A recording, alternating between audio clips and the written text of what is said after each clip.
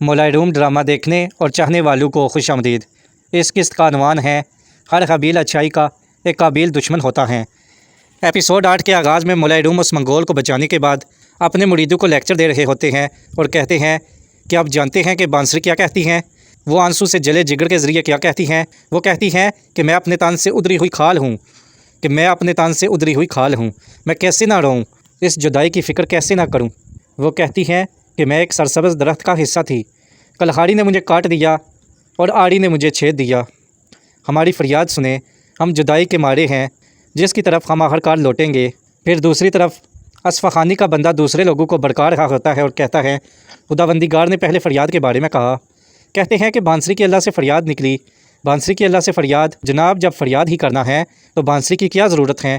جب منہ میں زبان اور جسم میں دل ہو تو فریاد کو بانسری پہ کیوں چھوڑنا؟ ہاتھوں کو دعا کے لیے اٹھاؤ تاکہ سب کچھ حل ہو جائے۔ اب وہ کہتے ہیں کہ انہیں شاعری کا شوق ہو گیا ہے۔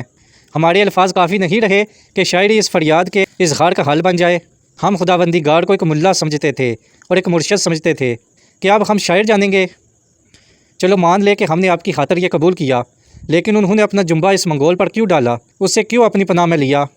کہتے ہیں کہ اس لڑکے نے اپنے والد بائجو نویان کو ایک پیغام بھیجا ہے۔ یہ خبر پہنچانے کے لیے وہ جاسوس بن کر ہمارے شہر میں داخل ہوا۔ اب بتائیں جناب، جب آپ کو یہ سب معلوم ہی تھا تو آپ نے اسے کیوں بچایا؟ اس کی وجہ ہم کو بھی بتائیں تاکہ ہم آپ کی بھی نیت جان جائیں۔ ہم ہمیشہ کہتے ہیں نا، ہماری وصلت موت ہی ہے۔ مولائے روم کہتے ہیں جس نے ہمیں زندگی دے کر خود سے جدا کر کے اس دنیاوی مسافر خانے میں بھیجا ہے، وہ ہمیں موت کے ذریعے واپس وصلت نصیحت کرے گا۔ یقیناً دنیا میں گزرنے کا مقررہ وقت بھی ہے، تو ہم اس وقت کا کیا کریں گے؟ ہم یہ جدائی کیسے برداشت کریں گے؟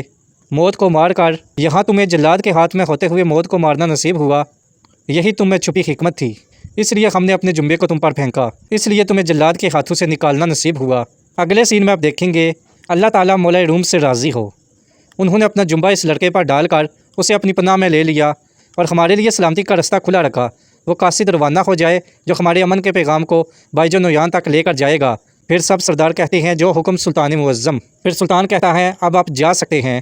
اگلے سین میں آپ دیکھیں گے کہ بائجو نویان برف کے پاس بیٹھا ہوتا ہے اور ایک دور سے ایک بندہ آتا ہے۔ بائجو نویان اس کو کہتا ہے سوکے تائی کدھر ہے؟ وہ کہتا ہے سلجوکیوں کے قبضے میں۔ بائجو کہتا ہے اچھا تو تم کیسے آئے؟ وہ کہتا ہے جب سوکے تائی یہ خط دے رہا تھا تو سلجوکی سپاہی آ گئے، اس نے میرے لیے فرار ہونے کا موقع دیا لیکن وہ خود پکڑا گیا۔ پھر بائجو نویان وہ چٹھی لے لیتا ہے اور جب کھول کے اس کو پڑھتا ہے تو اس پہ لکھا ہوتا ہے ابو اب بہتر قوموں کو اپنا دشمن سمجھنے والی میری آنکھیں اندھی ہو گئی ہیں، اب آنکھیں نابینا ہونے کے باوجود میرا دل دیکھنے لگا ہے، اس نظر میں میرے لیے سب ایک جیسے ہیں۔ میرے پاس اب وہ تلوار نہیں ہے جس نے بہتر قوموں کا خون بہایا، کیونکہ میں نے سیکھا ہے کہ ہاتھ والی تلوار ذہن میں ہوتی ہے اور جب ذہن والی تباہ ہو جائے تو ہاتھ میں تلوار نہیں رہتی۔ آپ نے مجھے سکھایا کہ زندہ رہنے کے لیے مارنا ہوگا، لیکن کبھی بچانے کے لیے جان دینے کا ذکر نہیں کیا۔ اگر میری تلوار کسی اور پر چلنے والی ہے تو میں خود کو قربان کرنے اور کسی دوسرے کے لقمے کو چھیننے کے بجائے اپنے ہی لقمے کو دینے کا انتخاب کروں گا۔ تم نے مجھ سے سلجوکی مہم کی روانگی کے دن کا پتہ لگانے کو کہا، مجھے اب نہ سلجوکی اور نہ ہی اپنے خون اور نہ منگولوں کی مہم کی فکر ہے، اب سے مجھے صرف اپنے نفس کے خلاف شروع کی ہوئی جنگ کی پرواہ ہے۔ مجھے میرے پیدائشی دائرے کے علاوہ دوسرے عالم دکھانے والے مولانا جلال الدین رومی کہتے ہیں ہر زرے کے دل میں ایک محل ہوتا ہے، وہ محل آپ کے لیے بند رہتا ہے جب تک آپ اس کا دروازہ نہ کھولیں۔ میری بس یہی خواہش ہے کہ آپ اپنے دل میں موجود اس محل کا دروازہ کھولیں۔ آپ کا بیٹا سوکے تائی۔ پھر منگول بائجو نویان کہتا ہے میرا بیٹا یہ نہیں لکھ سکتا، تم نے یہ لکھا ہے نا؟ تم سلجوکیوں کے جاسوس ہو، تم بھی ان کے جھوٹ میں برابر کے شریک ہو۔ وہ کہتا ہے نہیں جناب، میں نے صرف آپ کی خدمت کی ہے، میں نے آپ کے بیٹے کی خدمت کی ہے۔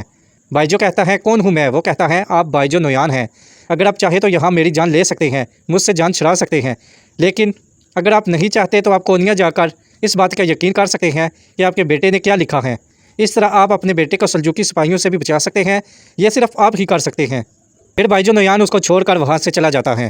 اگلے سین میں آپ دیکھیں گے سردار سپاہی سے کہتا ہے تمہارا سفر مغان کی طرف ہے جناب، تم بائجو نویان کے سردیوں والے مکان میں جاؤ گے؟ وہ کہتا ہے جو حکم آپ کا سردار معظم۔ پھر اصفہانی کہتا ہے اب جو بھی ہوگا میں اس کا ذمہ دار نہیں، خون بہے گا، سلطان کے مطلوبہ من کو حق میں ملانے کے لیے منگولوں کا اسے قتل کرنے کے لیے خون بہانا ہوگا، لیکن مجھے ایک آدمی چاہیے جو یہ خون بہا سکے۔ ادریس کہتا ہے آپ کا یہ ناچیز بندہ آپ کو ایسا نام بتائے گا کہ آپ کے تمام شکوک ختم ہو جائیں گے۔ پھر اصفہانی کہتا ہے پھر سرگوشی میں بتاؤ جناب، بتاؤ تاکہ ہمارے تخت کا راستہ کھل جائے۔ اگلے سین میں آپ دیکھیں گے اصفون خاتون دروازہ کھولتی ہے، ایک سپاہی کہتا ہے یہ چٹھی آپ کے لیے، پھر وہ کہتی ہے رکیے جناب، اور اندر جا کر اس چٹھی کو پڑھتی ہے۔ اس کے اوپر لکھا ہوتا ہے افسون خاتون، آپ نے مجھے میری غلطی یاد دلا کر شرمندہ کیا ہے، اس کے لیے میں معذرت خواہ ہوں۔ مجھے احساس ہوا آپ کی خفیہ مہارتوں میں سے ایک یہ ہے کہ آپ اپنے مخالف کو ایک نظریہ، ایک لفظ سے شکست دیتی ہیں۔ یہ ہنر اتنا قیمتی ہے، اس کی حفاظت کی جائے، اور یہ قیمتی ہونے کے ساتھ خطرناک بھی ہیں۔ لیکن یاد رکھیں، ایک کمانڈر کو سب سے زیادہ خطرہ ہی اپنی طرف متوجہ کرتا ہے۔ آپ کی جرأت پر مجھے غصہ نہیں آیا، لیکن مجھے لگتا ہے کہ آپ کا ارادہ یہی تھا۔ ہم میں سے کوئی بھی ہتھیار ڈالنا پسند نہیں کرتا، تو قسمت کو فیصلہ کرنے دیں اس کھیل میں کون ہتھیار ڈالنے کا انتخاب کرے گا۔ پھر اگلے سین میں عمر اپنے کمانداروں سے کمان دیکھ رہا ہوتا ہے، اور وہ کہتا ہے یہ منگول کمان ہے جو آپ ارض روم قلعے سے لائے ہیں، اس کی منزل 630 قدم ہے۔ پھر عمر اس کو چیک کرتا ہے، وہ کہتا ہے اور یہ ہماری نئی کمان ہے، اس کی منزل 620 قدم ہے۔ پھر عمر چیک کرنے کے بعد کہتا ہے آپ سے میرا ایک سوال ہے جناب۔ وہ کہتا ہے یہ سوال کیا ہے؟ عمر کہتا ہے سلجوقی کمان کی حد 600 قدم کیوں تھی؟ وہ کہتا ہے کیونکہ کوئی بھی سپاہی 600 قدم کا تیر بآسانی چلا سکتا ہے۔ عمر کہتا ہے بالکل ٹھیک کہا، اس کمان کو بنانے کے لیے تم نے اپنی تمام تر مہارت استعمال کی، لیکن مجھے اس چیز کی فکر ہے کیا ہمارے سپاہی اس کمان کا استعمال کر سکیں گے؟ پھر دوسرا کماندار عمر کو کہتا ہے کیا تمہیں خود پر شک ہے یا پھر ہمارے لشکر پر شک ہے عمر عطا بیگ؟ عمر کہتا ہے مجھے اپنے بارے میں کوئی شک نہیں ہے عزت، کیا تمہیں کوئی شک ہے؟ وہ کہتا ہے جی نہیں، بالکل نہیں۔ عمر کہتا ہے پھر آؤ تمہارے بازو کی طاقت دیکھتے ہیں۔ پھر وہ کہتا ہے بہتر ہے، آ جاؤ۔ پھر عمر بہت زیادہ دور کھڑا ہو جاتا ہے 630 قدم، اور عزت کو کہتا ہے اب تیر چلاؤ۔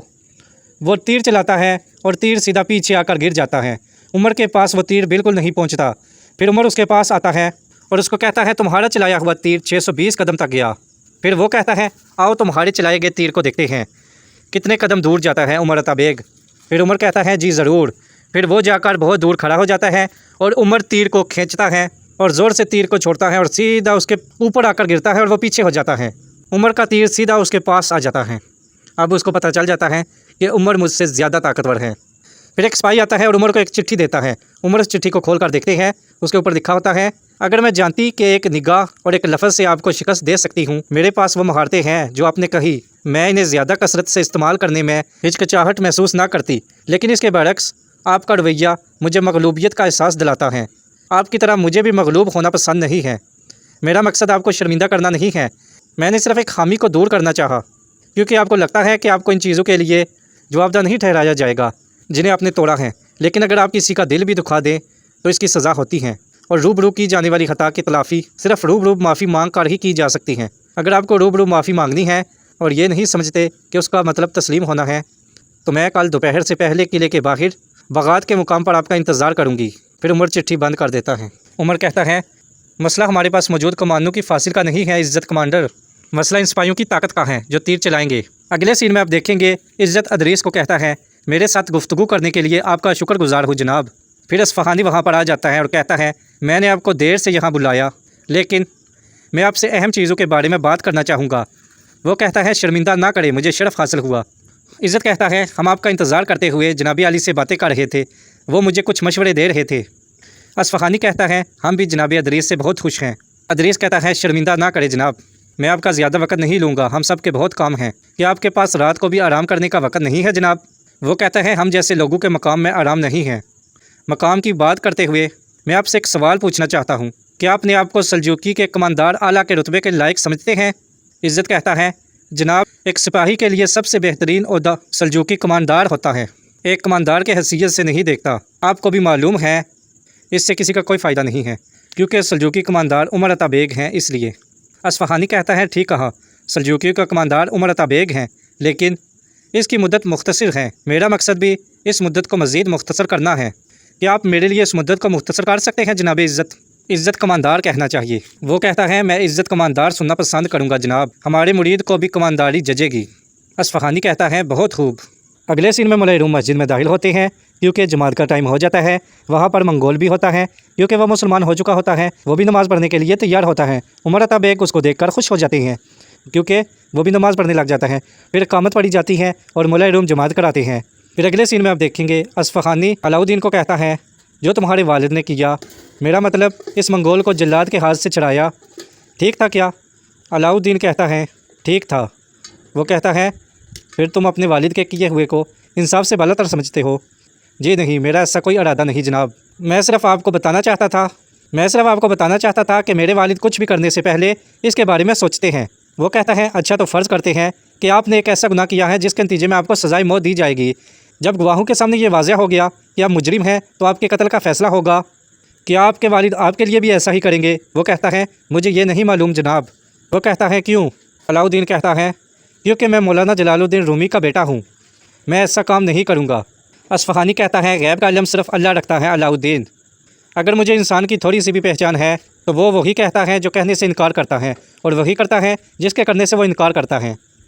علاؤالدین کہتا ہے توبہ استغفر اللہ۔